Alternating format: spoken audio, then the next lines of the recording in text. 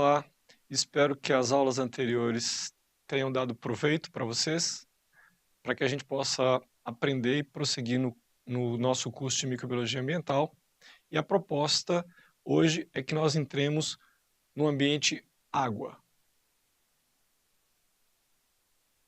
Então a pauta nossa é água e nós continuamos aí investigando, tentando conhecer um pouquinho mais sobre os mecanismos físicos e microbiológicos associados a esse ambiente. Nós não podemos estender muito, o nosso tempo não é um tempo muito longo, nós temos que ser sintéticos e eu peço a permissão para vocês e a compreensão de vocês que eu vou fazer alguns recortes desse conteúdo que é extremamente vasto, para que a gente possa então sair com alguns elementos básicos que não podem faltar no conhecimento de vocês para esse assunto, ok? Então, a água, ela é valorizada materialmente, ela tem valores subjetivos e ela tem também um valor significativo dentro do sistema biogênico, ou seja, aquilo que é a geração a partir de células ou reatores celulares, né? Com relação à valoração material, temos que recordar que a água é uma matriz, é utilizada em matriz energética, é um fluido de escoamento importante, é um reativo químico, dentre várias outras utilidades materiais que a água possui. Também temos a valoração subjetiva, como o próprio nome já está indicando para a gente, subjetivo significa algo que está fora ainda do conhecimento científico, com muita clareza, ou é objeto místico, e aí a gente tem os aspectos da água como aspecto místico, e tem também os aspectos que nós estamos descobrindo na ciência, ou revelando nos tempos atuais, relacionados aos campos energéticos e quântica da água. E como um sistema biogênico, nós temos que considerar que a água ele é um componente químico celular abundante, podendo variar de 70% a 85%, 90% do conteúdo de uma célula, podendo ser de uma célula óssea, com a concentração menor, até uma célula bastante túrgida, bastante hidratada, como as células de um embrião, células embrionárias de vegetais, por exemplo. A água está associada a processos regulatórios basais, então está fazendo pontes de hidrogênio, está ajudando, está se ligando à molécula de ácidos nucleicos e proteínas, provavelmente é um ambiente de origem das células e, consequentemente, não tem como nós imaginarmos que algo que esteve na origem, no início, não esteja tão bem adaptado a essa estrutura. Então a água, como sendo um ambiente precursor da célula, no nosso modelo hipotético de origem e evolução, certamente se enquadra muito bem dentro do modelo celular que nós conhecemos hoje. Extremamente importante dessa forma. A água se distribui em 70% da superfície do planeta, ou seja, 70% dessa superfície da calota está coberta com água. O estado prevalente nas condições normais de temperatura e pressão é o estado líquido e aproximadamente 2,5% dessa água encontra-se em regiões polares ou subterrâneas, em aquíferos subterrâneos de difícil aproveitamento. Esse é um aspecto importante que gera consequências políticas graves ou sérias. Aqui esses dados são dados que ainda não foram atualizados ou alterados significativamente, ele ainda nos é válido, onde nós temos que 97%, 97,5% da água estão presentes nos oceanos, 2,5% aproximadamente é água doce, 2,5% aproximadamente é água doce, e dentro dessa água doce, nós temos aí que 0,007% nos é acessível, certo? Portanto, nós temos água para consumo e utilização na alimentação de animais na ordem desse 0,007%. O grande volume de água que nós temos realmente é água salobra, é água salgada, água do oceano. E aqui então, para a gente ter uma ideia melhor sobre o uso dessa água, e aqui agora referindo-se à água doce, água acessível, tá certo? Portanto, esse volume, 70% dessa água é utilizada na agricultura, aproximadamente 22% na indústria, 8% é para uso individual. Aí a gente pode desdobrar isso em clubes, residências e outras funções e outros usos aí dentro. Esses dados são da ONU, né? Sofreram atualização em 2015 e uma outra em 2017, mas não alteraram muito esses quantitativos.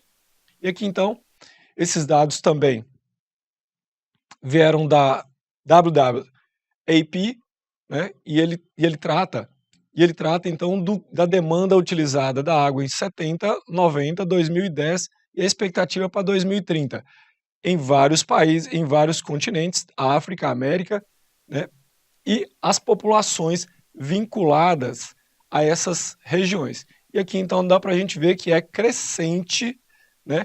Com a margem, um crescimento, uma progressão geométrica quase que de razão 2. Portanto, o consumo de água a cada 10 anos, ele tem, ou 20 anos, ele tem praticamente dobrado, né? Então isso é muito sério, muito importante, e a gente vai ter que entender um pouquinho sobre isso aí. Aqui só esse gráfico, inclusive ele está em inglês, mas o que eu queria chamar a atenção de vocês aqui é só essa linha tracejada, onde daqui para cá é o uso da água em produção de alimentos vegetais ou produção vegetal, e aqui do lado de cá, produção animal. Observem bem quanto que o consumo de água é consideravelmente maior quando se trata de produção de carne. Aqui bife, né, carne bovina, olha para vocês verem a quantidade de água que se consome a mais do que se produz em vegetal. A justificativa para isso me parece um pouco óbvia, né? Para que os animais possam consumir, para que os animais possam produzir carne, eles precisam consumir vegetais, ou seja, o uso da água é muito maior para se produzir alimentos cárnicos, certo? E aí ou derivados de animal, ovos, né? Do que para se produzir vegetais. Então, há aí também uma perspectiva futura de política de gestão para alimentos vegetais e uma redução do consumo, né, de alimentos cárnicos. Essa é uma perspectiva também para o futuro da humanidade. Então, aqui é uma matéria que eu recortei da página da ONU no Brasil, né, para que vocês possam ilustrar um pouquinho a realidade caótica que a gente está vivendo e que com projeção, com perspectiva, com perspectiva de maiores dificuldades para mais adiante, né, ainda para nós no planeta. Então, até 2030, o planeta pode enfrentar déficit de água de até 40%. Alerta, então, o relatório da ONU, né? Esses relatórios eu vou colocar para vocês visualmente aqui, vocês podem e devem, eu recomendo que vocês acessem a página da ONU e vocês podem baixar, fazer o download desses relatórios em PDF. Eu acho que vale a pena para a gente tomar conhecimento e detalhar um pouco mais esses aspectos. Então, esses relatórios, aqui está a capa de front delas, né, desses relatórios, para que vocês possam saber. Não é o objeto principal da nossa aula, mas é interessante para conhecimento técnico sobre a água e os aspectos de valoração dele e as dificuldades que nós estamos tendo para utilizar a água no planeta e em regiões específicas. Aqui, então, a gente começa, então, a tratar da água, mas já no conceito ambiental, aonde envolvem aspectos que vão surgir consequências sobre a microbiota e, consequentemente, sobre a qualidade microbiológica e ou química dessa água. Então, o ciclo hidrológico da água para a gente é muito importante. Então, nós precisamos considerar o ciclo, a ciclagem da água. Então, inicialmente, a gente tem o processo de condensação, a precipitação, chuva, essa água infiltra, né? Ela infiltra, vou lembrar para vocês, a água percola e os nutrientes lixiviam. Então, a água ela vai percolar, ela vai infiltrar, e depois, então, ela vai encontrar uma zona de impermeabilização E essa zona de impermeabilização vai fazer com que ela percorra um percurso que nós chamamos de lençol freático e vai então descendo por gravidade até encontrar os corpos d'água efluentes, ou seja, água na forma de rios, né, ou lagoas. Nós temos então uma área onde a água ela tem contato com o solo e ela carreia para baixo material que se encontra na superfície. Parte dessa água então infiltra e parte dessa água escoa. Então nós temos parte que infiltra, parte que escoa, e aí por força gravitacional, tanto a escoada, a água escoada quanto a água infiltrada, ela tende, tanto os dois volumes, eles tendem a encontrar-se num corpo d'água mais adiante, né, que seria um ambiente lacustre, um lago ou então um rio. Claro que nós podemos também ter precipitação direta, diretamente sobre o rio, é o que todo mundo tem sonhado ultimamente, principalmente no Brasil, que a água caia exatamente em cima do reservatório de água de captação que nos interessa para levar água para os centros urbanos. Só que isso não é uma verdade física, né? A água não cai sobre o reservatório, a água cai sobre o solo, infiltra, chega até o reservatório, e a água também cai diretamente sobre o reservatório. E a água também escoa, enxurrada. Então, nós temos a possibilidade de reabastecer os nossos corpos de coleta e de tratamento de água para utilização urbana, mas ela não é tão simples quanto as pessoas sonham. Chuva em cima dos reservatórios. Isso definitivamente não é o aspecto mais importante. Os aspectos importantes provavelmente estão relacionados à infiltração, à alimentação dos corpos freáticos e, consequentemente, à nutrição do volume de água para as áreas de captação, tá certo? Para os corpos d'água. Bom, durante esse processo, nós temos que a água chega, mas a água também evapora. Essa evaporação nós chamamos de evaporação direta.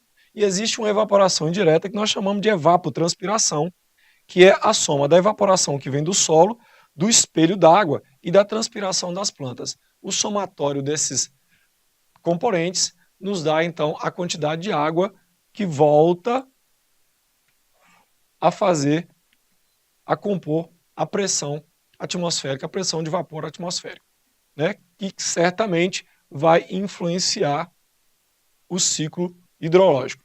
Aqui tem um aspecto legal, interessante, que é o reconhecimento que a gente tem de formação de áreas de baixa pressão e formação de áreas de alta pressão. Onde tem uma evaporação, uma evapotranspiração muito elevada, forma-se uma quantidade muito grande de vapor de água e essa massa de ar ela tende a deslocar para áreas de baixa pressão. Consequentemente, vai chover, né, vai haver precipitação em locais de baixa pressão. Então, esse aspecto também é legal da gente conhecer. Não se aplica à microbiologia da água, mas importante para a gente.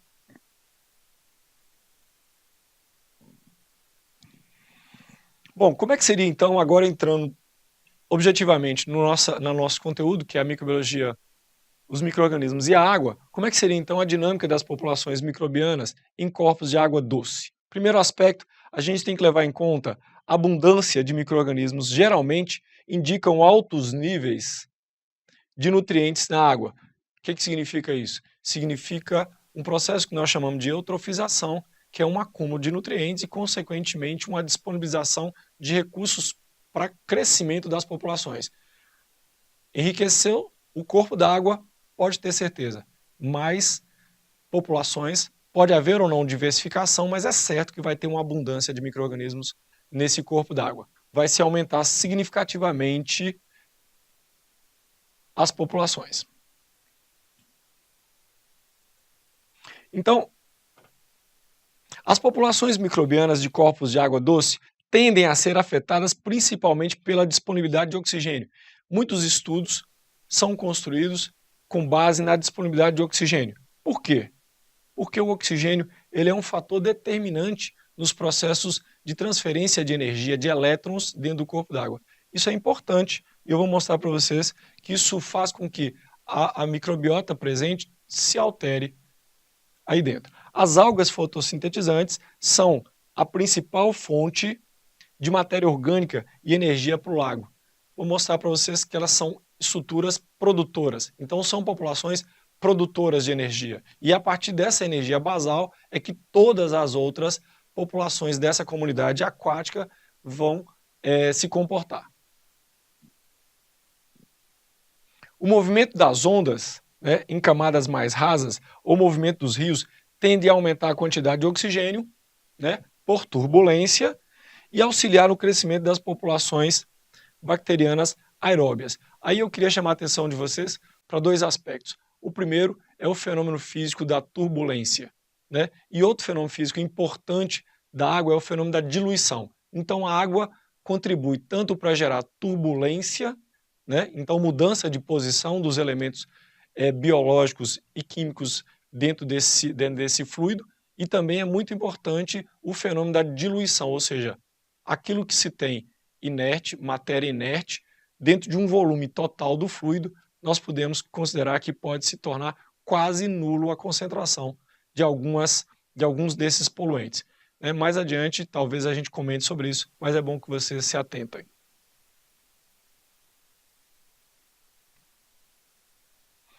Bactérias sulfurosas, púrpuras e verdes são encontradas nas zonas profundas. Essas algas, essas bactérias, elas estão muito associadas ao enxofre, né, ao metano, e estão associadas a metabolismos metanogênicos, principalmente. E aí essas rotas metabólicas, elas não exigem oxigênio. Muito pelo contrário, o oxigênio é um fator inibidor.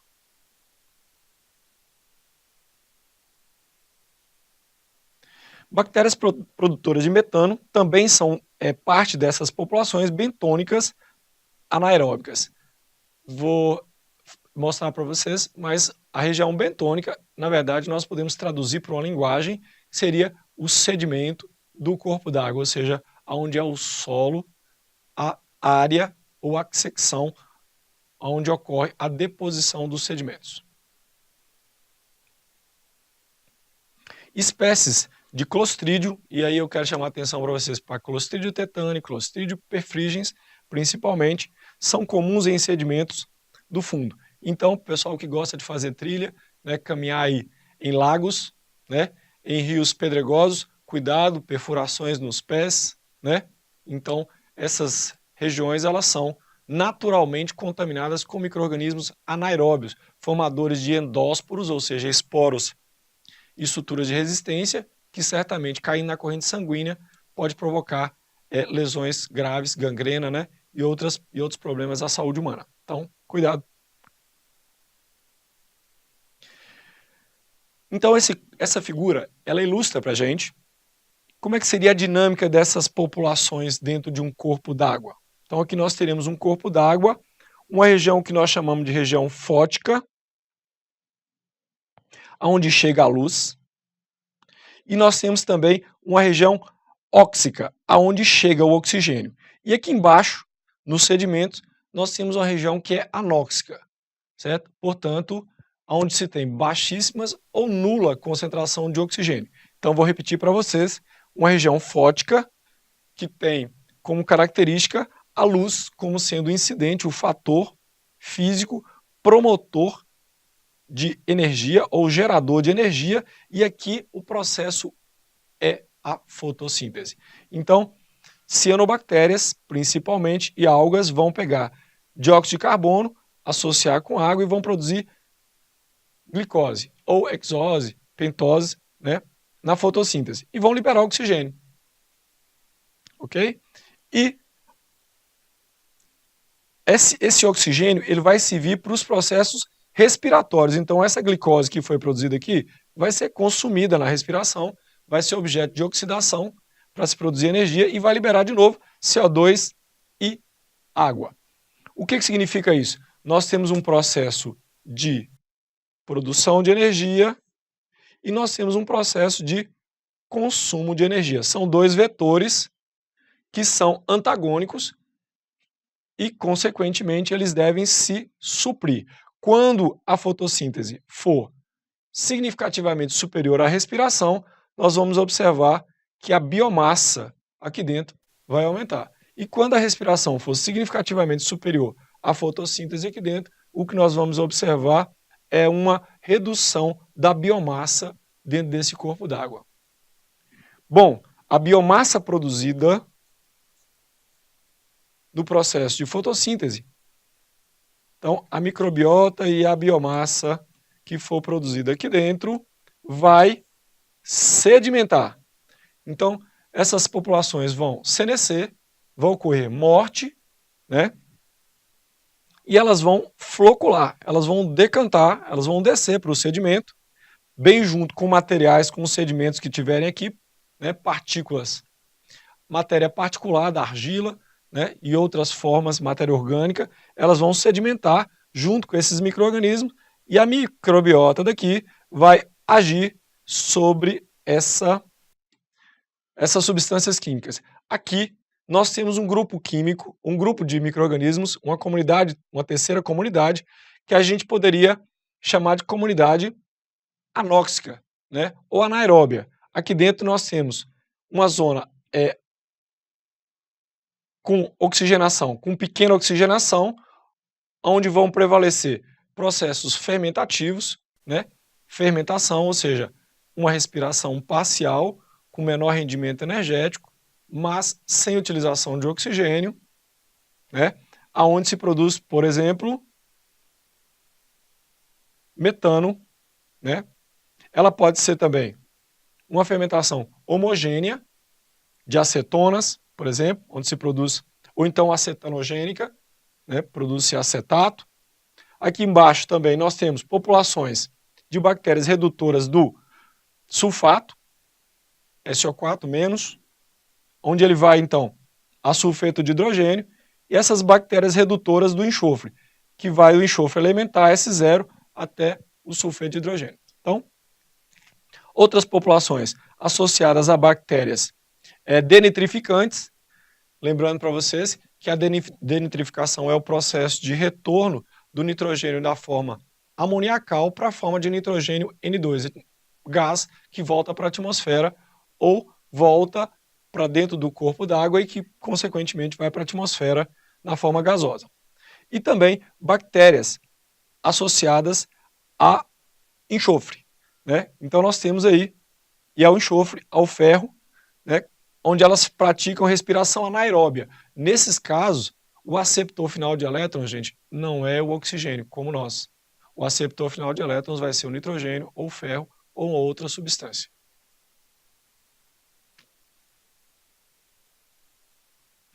Para vocês terem ideia de como é que isso, a dinâmica disso, em como essa dinâmica dessas populações resulta na comunidade aquática, observem bem, né, os sedimentos. Aqui, um modelo hipotético, mas confirmado por experimentação científica, onde nós temos aqui fósforo 32, fósforo radioativo, marcador, certo? Ele é disponibilizado no grupo de micro-organismos e é medido a quantidade desse fósforo no fitoplâncton, no zooplâncton, nos peixes e no sedimento. E aqui o tempo.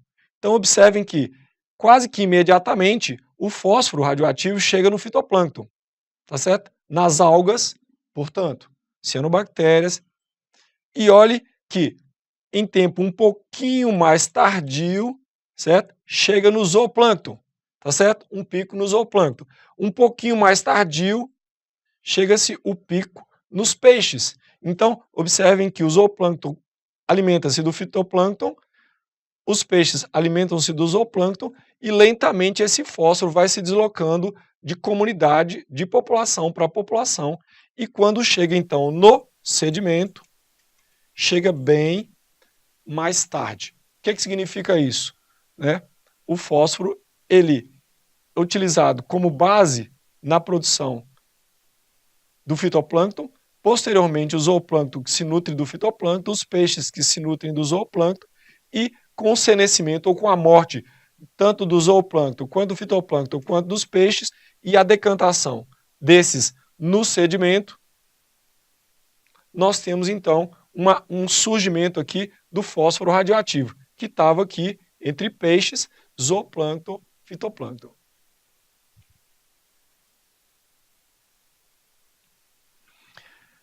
Aqui uma estratificação de um lago, né, ou um lago estratificado, onde é necessário que eu mostre para vocês a estrutura de uma linha imaginária chamada de termoclima ou linha termoclimática, né, como o próprio nome já diz, ela está associada com o clima, está associada com temperatura, e nós temos então acima dela uma região que é chamada de epilímnio e abaixo disso chamada de hipolímnio, certo? E uma região intermediária aqui, ó, né, ao redor dessa região termoclimática, dessa linha imaginária termoclimática, é chamada de metalímnio, né? Então, lembrem, vou voltar aqui para vocês verem, tá certo? Que nós falamos de região fótica, óxica. E aqui nós estamos falando de região termoclimática ou uma linha imaginária onde a temperatura ela tende a não mais alterar, né?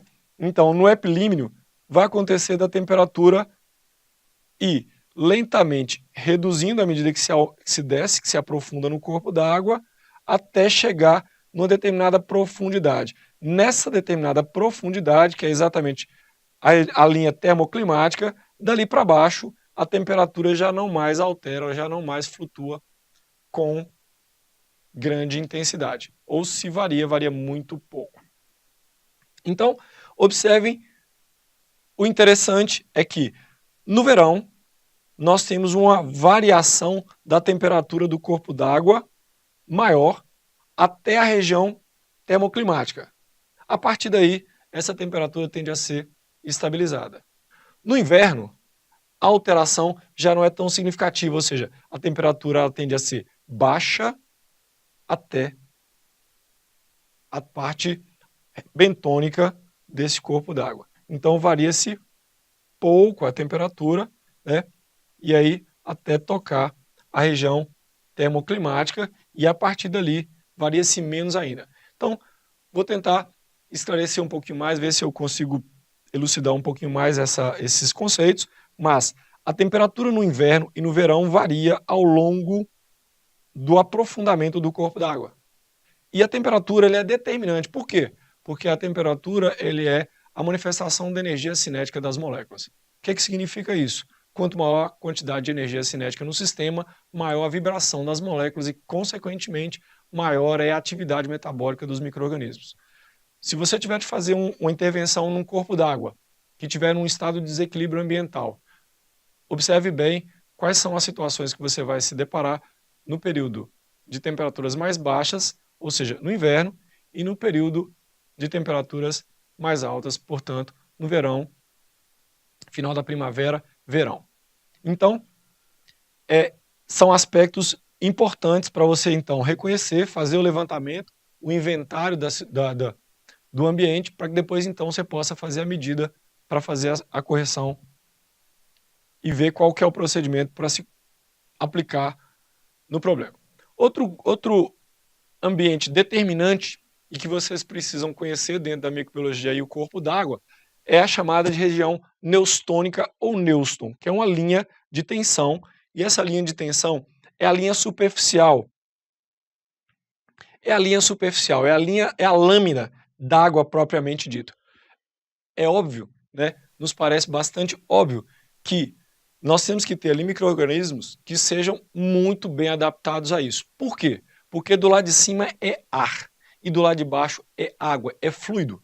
Então a microbiota que está aqui tem que ser uma microbiota muito bem adaptada. Não é qualquer pessoa que chega nesse cenário e fica de boa, certo? Vai sofrer aí dentro situações splash, vai sofrer aquecimento, vai sofrer ondulações e uma série de outras perturbações que esse ambiente aqui sofre, é acometido. Então, característico dessa região chamada de neuston é a presença de micro-organismos autóctones, ou seja, galera adaptada a esse cenário. Não é qualquer pessoa que chega aí e fica de boa, né? Não é surfista de primeira viagem, é gente bem experiente. Então nós temos aí algas, aí nós temos exemplo de anabena, microcistes, essa alga é muito interessante, muito importante que vocês associem esse nome, certo? É muito comum nós encontrarmos aí lagos eutrofizados com altíssimas concentrações de micro-organismos do gênero Microcistes. Nós vamos encontrar bactérias aí dos gêneros Pseudomonas, Caulobacter, né, Ifomicróbio, Flavobactério. Então aqui em cima presentes também. Nós vamos encontrar alguns fungos.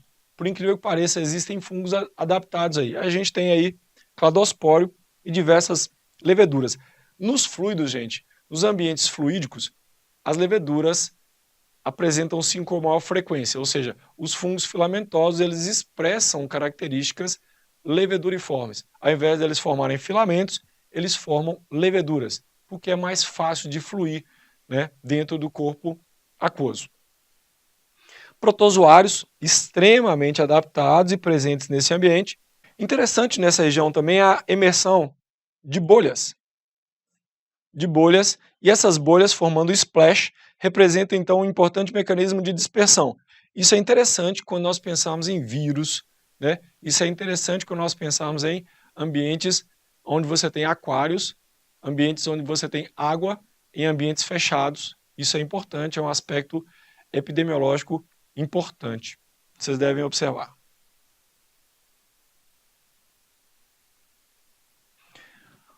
Outro elemento que vocês precisam reconhecer em ambientes aquosos são os biofilmes.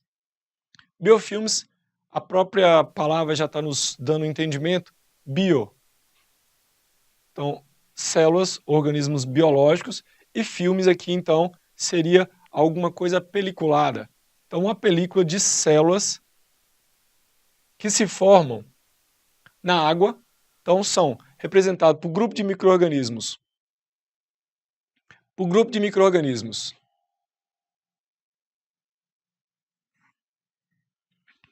Associados entre si, ou seja, eles ligam entre si formando uma matriz polissacarídica ou proteica e polissacarídica, de tal forma que eles ficam aderidos a uma superfície e aderem a si. Então, essa estratégia ela é bem velha e certamente é o elemento precursor daquilo que nós temos hoje, que são os tecidos. Então, inicialmente, os procariotos se uniam e formavam então uma matriz, né? É uma matriz, muitas vezes ela é heterogênea, nem sempre ela é do mesmo micro-organismo, às vezes são micro-organismos de espécies diferentes, de gêneros diferentes e até de tipos diferentes. E esses micro-organismos, eles se tornam mais resistentes à ação de agentes químicos e físicos. O que significa isso? A presença desses micro-organismos formando biofilmes significa que eles estão mais dispostos a suportar a pressão de antibióticos, que vem de regiões hospitalares, certo? Que vem de ambientes domésticos, da indústria, e também de agentes físicos, calor, desidratação, ressecamento. Portanto, então o biofilme é uma estrutura extremamente importante para a sustentação dessa galera aí. Tá? Muitas bactérias produzem biofilme, certo? E, logicamente, muitos fungos vão se associar a isso e também vírus vão se oportunizar dessas situações que lhes dê proteção. Os biofilmes podem ser encontrados em qualquer parte onde haja água e um suporte sólido para que ele possa se desenvolver. E aí, então, nós temos os dentes, lentes de contato, interior de canos, sistema digestório. Então, imaginem só, o micro-organismo ele chega, ele se adere, se adsorve à estrutura sólida, depois então ele começa a se multiplicar, e aqui tem um aspecto muito interessante que eu não mencionei para vocês, que vocês devem observar, é a curva de crescimento do micro-organismo. Ele vai obedecer uma fase lag, log, uma fase estacionária e uma fase de declínio. O que significa isso? Nessa fase aqui, a taxa de natalidade se equivale à taxa de mortalidade. Nessa fase aqui, a taxa de mortalidade é muito inferior à taxa de natalidade. A população cresce absurdamente. Aumenta-se a quantidade de células. Depois, então, os nutrientes decaem e a quantidade de toxina produzida aumenta, resultando numa estabilização dessa população. e depois então a população decresce porque a quantidade de nutriente cai. No biofilme é exatamente isso. Então aqui a população chega, começa a nutrir dos elementos que são fluidos na água, consequentemente ela aumenta a população, vai crescendo, entra em fase logarítmica, e depois então ela começa a se exaurir quando ela está bem crescida, e então ela começa a romper e separar, e formar biofilmes em outros locais. Isso é muito importante, dá para vocês entenderem, eu gosto de usar o ambiente da cavidade oral, da boca, né, onde você percebe a formação do biofilme, então aquela mucilagenzinha no dente, e depois então ela vai calcificando até formar uma cárie dentária. Para chegar nessa condição, ela já passou por vários ciclos disso aqui, ou seja, cresceu, aumentou a população, formou um biofilme, uma estrutura cariosa, uma estrutura de biofilme que pode ser ou não calcificada, e depois então ela se quebra, rompe, certo? Mas observe, o dentista vai lá, retira e novamente volta a formar a placa naqueles locais novamente. Por quê? Porque a matriz do biofilme já estava lá sedimentada. É muito comum em lentes de contato, em dentes, interior de cânones é um grande problema para a indústria, tá certo? E aí, em sistemas digestórios. Aí nós temos uma coisa bem legal, que é a formação de biofilme em intestinos de animais. E aí as novas terapêuticas envolvendo a saúde humana, com probióticos, formação de biofilmes em intestino humano. Muito interessante também. Nós podemos usar esse fator biológico, né, chamado de biofilmes, a nosso favor, aqui nos sistemas digestivos. Mas nós temos problemas associados à saúde, né, humana e saneamento graves, graças à estratégia desses micro-organismos de formar biofilmes. Isso é muito importante, uma estratégia muito importante, e eu recomendo que vocês estudem um pouco. A arquitetura desses biofilmes variam, logicamente, de acordo com o fluido, a direção dos fluidos e a intensidade e a viscosidade do fluido. O crescimento de bactérias entéricas nas superfícies internas de canos de água é extremamente importante, e a gente tem que tomar cuidado com caixas d'água, reservatórios, onde elas podem ser agentes contaminantes, e estabelecendo então lá dentro estruturas protetivas, e ali elas ficam de boa durante muito tempo, e se não fizer uma limpeza rigorosa, dificilmente nós tiramos lá. Se o substrato for muito poroso, fiquem certos que vai ser muito difícil tirar esses micro-organismos daí. Por isso que a indústria e ambientes onde se fabrica, se produz alimento, a recomendação é utilizar aço inox, que é a substância com menor capacidade de aderência, que nós encontramos em maior facilidade de limpeza.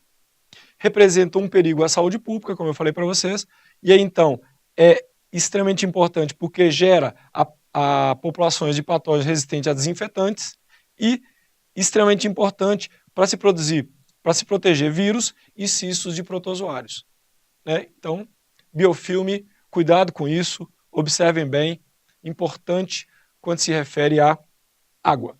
Outro aspecto importante com relação à microbiologia em ambientes aquáticos é a qualidade da água. Nós sabemos que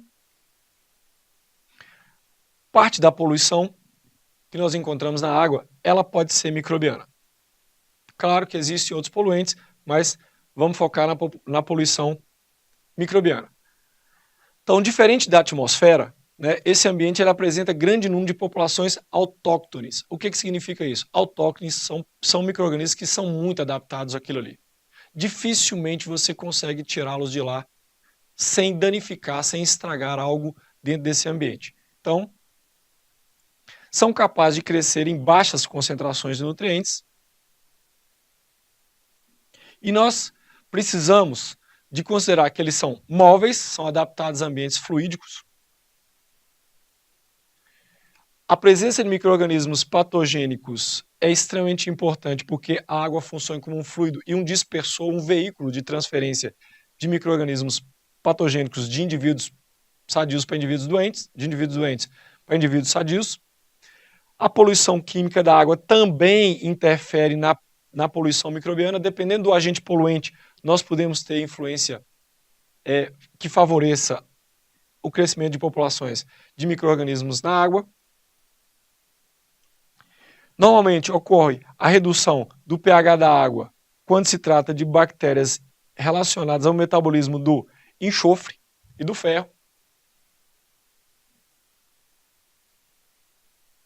Bom, e quando a gente fala de qualidade microbiológica, a primeira coisa que a gente pensa é como é que eu posso avaliar ou diagnosticar se a água está ou não apropriada para consumo humano e de animais domésticos, né? Existem normativas do Conselho Nacional de Meio Ambiente, né, que vocês podem acessar e vocês vão ver quais são as contagens de micro-organismos limítrofes para essa análise microbiológica. Mas, essencialmente, a gente precisa de bioindicadores, ou seja, quais seriam os micro-organismos que, se lá estiver presente, nos indicam que a qualidade está boa, ou que, se lá estiverem presentes em certas quantidades, a qualidade é ruim ou péssima. E aí nós temos a busca e o foco nosso está associado a fezes humanas, que seria o nosso principal objeto, nosso elemento contaminante mais grave, principalmente em ambientes urbanos. Então nós temos aqui aqueles que nos indicam que são os coliformes, ou seja, são micro-organismos adaptados ao colo humano. Então nós temos bastonetes gram-negativos, aeróbios ou anaeróbios facultativos, ou seja, podem fazer fermentações. Normalmente, né, são organismos que fermentam ou não fermentam. Não formam endósporos, ou seja, não formam esporos de resistência, como eu falei para vocês, típico de Clostridium, certo? Fermentam a lactose, isso aqui é grifo, tá certo?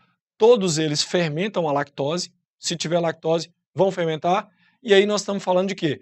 De mamíferos, nós somos mamíferos, então a lactose, como sendo um elemento nutricional importante nas fases iniciais da vida, adapta muito bem a essas populações e, consequentemente, elas perduram ao longo do ciclo do indivíduo. O coliforme fecal prevalente, né, é a bactéria Escherichia coli, e é em cima dela que a gente foca. Então, Escherichia coli é a bactéria nossa indicadora de qualidade microbiológica da água. Não somente ela, nós ainda atentamos para outras bactérias, como Pseudomonas aeruginosa, mas temos um foco muito grande em Escherichia coli e ela é muito importante para a gente então avaliar se essa água está ou não apropriada para consumo. E nós temos vários coliformes, né, do gênero Enterobacter, Citrobacter, Klebsiella, Salmonella, né, todo mundo aí com medo dos ovos e dos bolos, né, contaminação com salmonella. Como é que eu faço, como é que nós fazemos no laboratório para fazer a identificação, um diagnóstico rápido da presença de coliformes? Aqui nós temos um conjunto de tubos, estão vendo que os tubos estão amarelinhos aqui, né, que é um caldo, aqui tem um caldo nutritivo, e aí nós depositamos uma alíquota com um pipetador, nós colocamos uma alíquota da água nossa em análise. Nós chamamos de técnica de tubos múltiplos, e aqui nós usamos o caldo lauril sulfato triptona, adicionado de MUG, metil umbeliferil glicoronídeo, ou seja, quando esse caldo que tem lactose for fermentado, essa substância metil umbeliferil, ela vai ser convertida e quando projetada a luz ultravioleta sobre ela, ela vai luminescer. E o resultado é este. Então nós temos aqui o tubo indicando a presença de Escherichia coli, certo? De Escherichia coli ou de coliformes, aqui no caso Escherichia coli, dentro dos tubos que nós colocamos as amostras de água, indicando a presença do micro-organismo aí. Essa metodologia é uma metodologia bem rapidinha, né? Em 24 horas nós temos essa resposta e nós podemos dizer se a água está ou não apropriada para consumo. Outra perspectiva é trabalhar com membrana filtrante. Aqui nós passamos a amostra de água pela membrana filtrante e essa membrana filtrante ela contém um meio de cultura e esse meio de cultura permite que as bactérias, que colônias bacterianas se formem e é uma característica típica de Escherichia coli é uma colônia verde brilhante, verde metálica brilhante. E então a gente conta essas colônias e nós temos então uma expressão quantitativa de número de colônias ou unidades formadoras de colônias por 100 ml de água analisada. Uma outra perspectiva é trabalhar com coliformes, a quantificação de coliformes, usando então corantes. Aqui tem um corante bastante interessante, que é o diamino picril hidrazila, que é onde as células de Escherichia coli elas vão ficar azuis brilhantes quando projetadas com luz ultravioleta. É interessante, né? Não é um método quantitativo. Esse método aqui ele é um método quantitativo e esse método também ele é quantitativo. O resultado desse método aqui, ele gera uma tabela estatística de probabilidade chamada de número mais provável. E aí então nós vamos ver qual que é o número mais provável para cada 100 ml de água. E nesse método nós vamos encontrar o número de colônias ou unidades formadoras de colônias para cada 100 ml de água. Esse são a maneira com que nós expressamos os resultados das análises microbiológicas da água.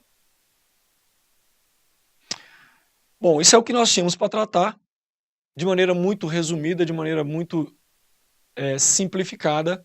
Eu espero que vocês se atentem aos materiais complementares e aqui tem alguns deles para que vocês possam estudar e avançar um pouco mais nesse conteúdo. Lembro para vocês que essa aula é uma aula bastante resumida. Esse conteúdo ele tem que ser complementado, né, e a bibliografia que eu recomendo para vocês está aqui e o material que está disponibilizado para vocês na sala de vocês. Agradeço a todos, um abraço.